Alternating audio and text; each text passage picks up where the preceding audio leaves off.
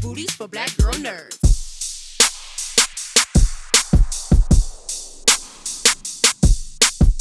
Thank you so much for taking the time to speak with me. Appreciate it. Hi. Hi. Hey, Sophia, I'm going to start with you. Kora is a lot of things, including being an assassin. Do you think that in order to be a skilled assassin that you have to be void of empathy? And is that something that Kora struggles with? Ooh. No, I don't think. I mean, I can't talk about it in real life, but in the movie, I think she does have empathy, but I think she was brainwashed to think that she was doing the right thing when she was in the mother world. She thought she was defending. She thought she was, doing that for the greater good. And I think that once she realized that she was not on the right side of history, that's when she stopped all of that and wanted nothing to do with it. That's why in movie one at the beginning, she does not even want to defend the villagers, and she runs away from it. But yeah, no, I think she thought she was doing the right things. Yeah, yeah. And we see how things shift in this part two of the film. Michiel, over to you. We see hints of flirtation between Gunnar and Kora in part one. And in part two, their relationship, without giving too many spoilers, it intensifies. Can you share a bit about what their journey will look like in part two? Yeah, I think because things are so on edge in part two that, these characters, and especially Gunnar, starts to feel like he doesn't have anything to lose anymore. And if not now, then perhaps never. So I think it forces him to be honest about his feelings for Kora. Indeed. Sophia, back to you. Each of the characters have evolved rather in some ways compared to the first film. And we also learn about their backstories. How has Kora evolved in part two? I think Kora was able for the first time in her life to operate from her feminine side. I think that she was forced to just be in her masculine side because she had to be tough. She didn't have any room for softness and all she knew was were the lessons of war, basically. And I think that being near with Gunnar, being influenced by Gunnar's gentleness and kindness, was she able to open up and be a bit more soft and gentle herself and be more feminine. That was fun to explore. Yeah, and I love to see how she opens up more in part two. And I want to ask the same for you, Michiel, because Gunnar went from being a bit more like a Craven-like character in part one to this fierce fighter. So what do you think has triggered this shift in his personality? Well, I mean, I think it's probably a big part of it is Kora's influence on him, It seems like this is what they're doing to each other. Yeah. Right? What was Kora's influence on Well, to toughen up, and I mean, and then the other way around, maybe it's Gunnar, dragging you out a little bit and forcing you to open up. So it's very cool, this dynamic between these two characters. There's so many great moments and scenes in this film as we watch these characters' journeys. Back to you, Sophia. Is there a scene or a moment that still resonates with you after filming part two?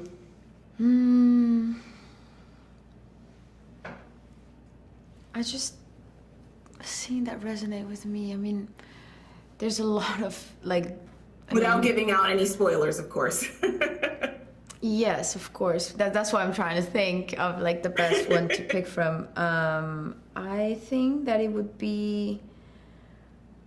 I just think it's the scenes where she opens up. Every single scene that she opens up with Gunnar, I think, are a window towards a better future, because these are the first steps towards facing herself, her truth, her reality, and he's the first person that she's speaking these realities and these truths about herself. And I think that these were hopeful moments. Indeed. Well, I really love the dynamic between both of your characters in part two and seeing how that has evolved since watching part one. And I Awesome. really appreciate your time. Thank you for speaking with Black Girl Nerds, and all the best to you and your premiere. Thank you. Thank you so much. Bye. Good. Hi. Thanks so much for taking the time to speak with me. I appreciate it. So, Djimon, I'm going to start with you. We learn this great story about Titus's journey and that he has some guilt about what happened to his men in his past. And I'll just keep it there. With his character, is guilt what solely drives his motives in this story, or is there something more? Oh, this is, of course, definitely something more. I would think that given the backstory of General Titus, given the fact that he used to work for the Imperium, I think he has committed a number of crimes over time, and I think consciousness became a hunting, started to hunt him emotionally, and I think from that point on, he decided to sort of like, change his ways, and the idea of having been a man of with some level of integrity sort of forced him to sort of like look at his makeup and trying to redeem that. I think. Yeah, there's a lot to be redeemed about General Titus, for sure. Yeah, you can tell he's carrying a lot of weight. He's carrying, for sure. He's carrying. Yeah, a lot of emotional weight there. Staz, over to you. We also learn about Tarek's backstory in this part too, and he's also carrying some guilt as a result of what happened to his parents. And I'll stop there. Is his guilt what drives his motives, or is revenge also a part of it? I think there's, like Djimon said, that there's so many facets to what drive a person. Guilt, revenge, a need for redemption, escapism. There are so many qualities that exist and are exposed when you are traumatized in the way that all of us have, with severe loss, loneliness, solitude, apathy, depression, whatever the aspect is, and they come from guilt, shame, anger, as you said, revenge, loneliness, isolation. So I think there's guilt and redemption are really driving forces in this movie, but they're always layered with the personal affectations, and I think a lot of it for Tarek is shame rather than guilt, and they're close emotions, but they're not the same. Shame is a more personal. It's a more personal kind of affliction. I feel, the shame of not being able to protect, the shame of not being able to stand up to the name and the family that I was, born into. So I think there's a lot of shame and redemption as well. Rambling, but yeah. All of these characters have these very interesting trajectories as we learn about their origin stories, and then we just learn about how they develop and grow these new, or forge into these new paths in part two. So Elise, for you, what should fans expect to see and get to know about your character in part two that we didn't quite get to learn in part one? Yeah, I think we see Melas really step up to the plate in a way, right? Like they move from one group of rebels to another, and I think that they have to assimilate and show up and be on their A game. And what I love the most about Melas' story is watching them grow with courage and confidence. And so I think it's an exciting journey to see somebody take. I love the journey of each of these characters, and I enjoyed all of your performances respectively. And thank you so much for taking the time to speak to Black Girl Nerds. I really appreciate it. Thank you for your time, Jamie. Thank you so much for taking the time to speak with me. I appreciate it. It's our pleasure, Jamie. I'm liking your office with all those toys in the background. Thank you. Thank you so much. Like Minnie Um, Mouse, Mickey Mouse, is it? Yeah. I appreciate that. Thank you. Ed, I'm going to start with you. Atticus is such a complex and compelling character. He's such a And kind Atticus and is gentle and soft and loving, friendly individual, right? and very misunderstood. I think he's very understood, actually. Sorry. Go on. Is his motivation to capture and deliver Kora for Belisarius more of his own self-serving needs to gain power, or is he simply doing of what is commanded of him? Part two, it is born of the command of Belisarius. His impetus and his drive is you know, came from Belisarius, but really, if he was truly following Belisarius's orders, he would have been a lot more pragmatic and more militarily intelligent. And the truth is, he does get lost in his own revenge and feelings. So, you know, it kind of goes from one thing to the other, I think. Yeah, and we see how that trajectory develops throughout his We know how story. that ends. Fra, for you, when playing the role of a villain and really trying to get into the psyche of this character, do you find that sometimes you have to find something empathetic in this character in order to really understand their motives? Yeah, it's a really good question. I think I've played quite a few villains recently. I'm not entirely sure what it is about this that is giving off villain vibes, but it's happening more and more, and I'm getting a smidge concerned. But I say yes, I take the job. So I have a responsibility to figure him out. And in this case, it was a unique situation because I had a very long timeline to deal with. You know, we get fragments of Belisarius' story throughout the two films. We first see him in a flashback in part one when he's a young soldier for the Imperium, capturing Kora. And then in the sort of present day, you know, decades have passed and I'm wearing a very flashy, flattering, big grey beard that I would never be able to grow in a million years. You were rocking it, bro. You was wearing it well. You were rocking it, yeah. Right? But, you know, to answer your question, I think, like, we all have experienced feelings of ambition and drive and hunger. Yes, hopefully not all of us to that scale, and you know what we're capable of doing in order to achieve that. And we have certainly have felt instances in which we feel we are worthy of something, or we are entitled to something. Again, not to those sort of levels of that Belisarius feels, but they're all sort of human emotions that you can tap into imaginatively. So yeah, you sort of have to imbue him with some sense of, well, I at least can understand this person. Whether or not I would behave in the same way is a different thing, but I can understand his motivations.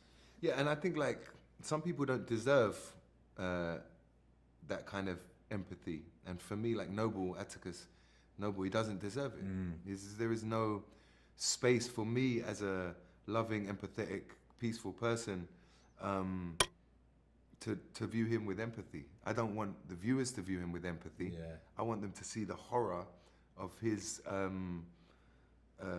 ignorant and fascist, elitist ideas. Yeah. You know, he represents colonization and empire, and you know, this has been a huge source of problems in the world for you know, as long as we've been able to travel from country to country, and it's still a problem today. So yeah, for me, this guy doesn't deserve any empathy, man.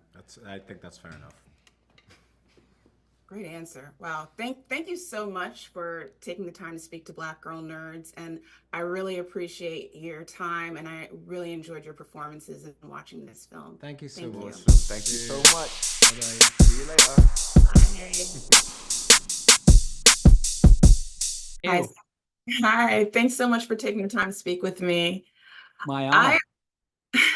I really enjoyed the look of Rebel Moon, and it just had this beautiful cinematic presentation, which I wish I had seen on the big screen. But I was curious to know how much of it was practical effects versus CGI generated effects, because the effects looked very authentic and organic. Yeah, I mean, we built a ton of, of course, the village is completely real, giant set piece that we blew up a lot of it. And so in that sense, a lot of the battle takes place, just on our big set we built.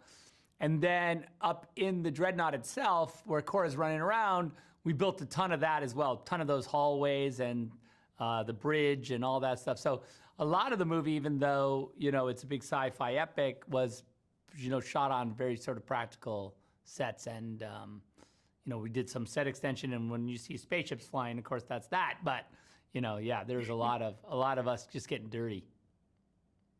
Yeah, I love it. I absolutely loved it. The way part 2 ends, it does leave room for more storytelling. And from what I understand, this is going to be made into 5 films. Can you kind of share with us what the trajectory of what this story is going to be after the end of part 2? Yeah, I would say the most basic concept is that, we know the Mother World, Belisarius is still in charge of the Mother World. I won't spoil it, but there's an element now that we know is in play. And so I think it's really about Kora sort of going to face her father and figuring that out. What does the timeline look like for that, for our next? I'm not sure. I mean, I've been trying to put together this small movie to go do just to kind of cleanse my palate of this insanity. And then after that, we were going to talk about how to go forward. Rebel Moon is this incredible original story with a blend of elements that are homages to sci-fi films that we've come to know and love. Are there additional films in part 2 that were an inspiration for you as you were crafting together this story? Yeah, I mean, I don't know. Like when I look at movie 2, by the time we got to movie 2 in the sort of making of the film, we had figured out like all the mythology, all the design, everything was kind of like, we were almost like a snake eating its tail at that point. We were basically, if we needed inspiration, we would just like look at what we've designed and stuff. So it really became kind of its own, certainly its own thing, and I think that is, that's a testament to the designers and like all of the prop builders and the set design and everything. It's just really, it's really kind of coming to its own as its own, own universe, Yeah, indeed. I love it. Tell me about the process of filming this. Was it filmed back to back? Yeah, we shot the movies back to back. Yeah, the biggest challenge I think in movie 2 was working with the harvest wheat. So we planted all that wheat and we were waiting for it to grow. And so our schedule was kind of like revolving around when the wheat was ready to be harvested, which is a thing they don't teach you in film school. I mean, as far as being a farmer and a filmmaker. And so, yeah, that caused us a couple hiccups in the production because the wheat wasn't ready when all of our experts told us it would be ready. So we had to like move some things around in the schedule to keep shooting while we were waiting for the wheat to get golden and ready to go. But again, it was in one of those things where we planted this giant fields of wheat. It was incredibly sort of cinematically cathartic and sort of fun, I think, for the actors to just go into a giant wheat field and start harvesting it by hand. So that was and we had these experts that came from Northern California to teach us how to side the wheat by hand and do all the harvesting by hand, because they were kind of these throwback farmers that did it all by hand. So it was cool. Very cool. Well, congratulations on yet another great epic adventure from the Snyderverse. We really enjoyed it. I personally enjoyed it, and I appreciate your time, and thank you for taking the time to speak to Black Girl Nerds today. Awesome. My honor.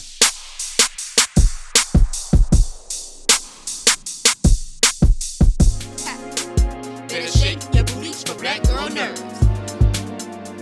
Better shake your booties for Black Girl Nerds.